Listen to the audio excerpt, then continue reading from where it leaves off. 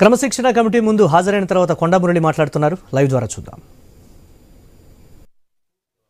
జరిగింది ఎవరికి ఇలా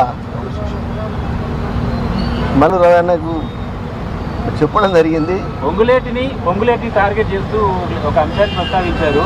ఆయన అలా మామ రాజకీయాల్లో లేకుండా నేను చేశాను కాబట్టి ఇప్పుడు మమ్మల్ని ఇబ్బంది. కొండా మురళి అంత బలహీనుడా? పొంగులేటి ఫోర్స్ చేస్తే కొండా మురళి రాజకీయంగా ఇబ్బంది పడేంత బలహీనుడా? నేను బలహీన బలం ఎంతున్నా అనేది మీకు తెలుసు, ఇలా ప్రజలకు తెలుసు, భారతదేశంలో ఉన్న ప్రతి ఒక్కరికి తెలుసు. దయచేసి నన్ను రెచ్చగొట్టకండి. నేను మొదలే చెప్తున్నా, నేను బలహీనుని కాదు, సాగుకు పడలే భయపడా. ఇంకా 4 బుల్లెట్లు ఉన్నాయి నా దాంట్లో. నేను అందుకే కొంచెం నీడకు వస్తారా అని అడిగినా.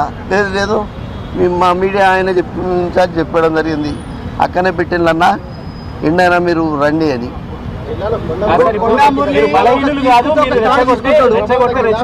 కానీ పొంగులేటి శ్రీనివాసరెడ్డిని నియోజకవర్గంలో ఉన్నటువంటి ఎమ్మెల్యేలు అందరినీ ప్రస్తావిస్తూ వీళ్ళంతా ఇవన్నీ విషయాలు చేశారని చెప్పారు కదా. అసలు నాకు ఆ విషయమే తెలియదు కదా. మరి మీరే సృష్టిస్తానేమో కానీ నాకు ఆ విషయం కూడా తెలియదు. ఒకటే మాట చెప్తున్నా మీకు, కాంగ్రెస్ పార్టీని గౌరవిస్తా అని చెప్తున్నా. రేపు పొద్దుటి రేవంత్ అన్న మరి కాయకాలం సీఎం ఉండాలని కోరుకుంటున్నా. ఈడ బీసీ నాయకుడు మరి మహేష్ అన్న రేపు ఇంకా పదవులు రావాలని కోరుకుని గాంధీ భవన్కు రావడం జరిగింది. పార్టీని గౌరవిస్తారు, పార్టీలో ఉన్నటువంటి ఎమ్మెల్యేని గౌరవించట్లేదు. మీరు ఎంపీవా?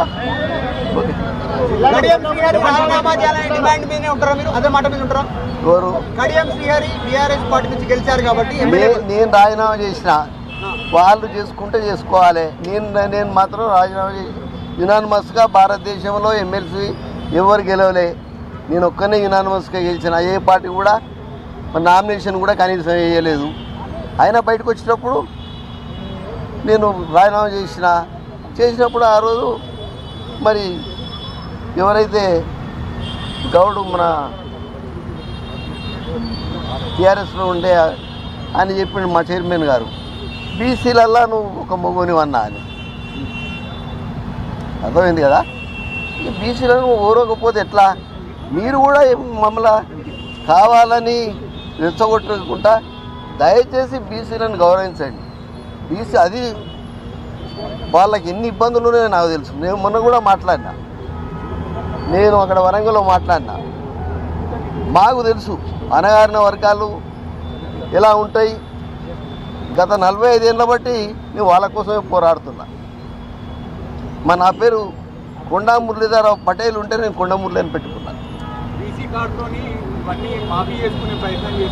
నాకు మాఫీ మీకు ఒకటే చెప్తున్నా, ఫోటో కేసులో కేసులకే నేను భయపడలే.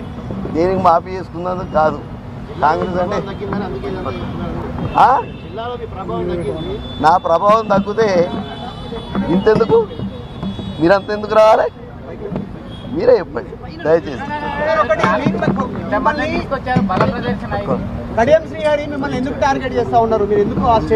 దయచేసి ఒకటే మాట చెప్తున్నా, నేను అంతర్గతంగా లోపల చెప్పిన.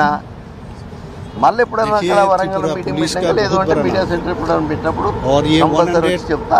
కాంగ్రెస్ పార్టీ అంటే గౌరవం ఉన్నది, మహేష్ అన్న అంటే గౌరవం ఉన్నది, రేవంత్ అన్న అంటే గౌరవం ఉన్నది. ఇప్పుడు కూడా రేవంత్ అన్నప్పుడు రేఖమ్మని నేను మరి ఆడ పాదయాత్ర చేస్తే పంపి రాజశేఖర్ అన్నతో కూల్చింది రేఖమ్మ.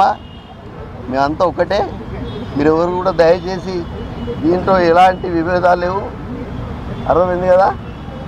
దాని ప్రకారంగా మీ జిల్లాకి సంబంధించిన నాయకులు మీటింగ్ ఏర్పాటు చేసుకున్నారు, అధిష్టానం దృష్టికి తీసుకుపోయారు, మీ మీద చర్యలు తీసుకోవాలని మీరు చేసిన వ్యాఖ్యలపై దానిపైన ఏమంటారు? మీరుండాలన్నా వారు ఉండాలో తీర్చుకోని పార్టీకి చెప్పారు సార్. పార్టీ ఏది నిర్ణయం చేస్తుందో నాకు అవన్నీ తెలియదు. Okay, thank you.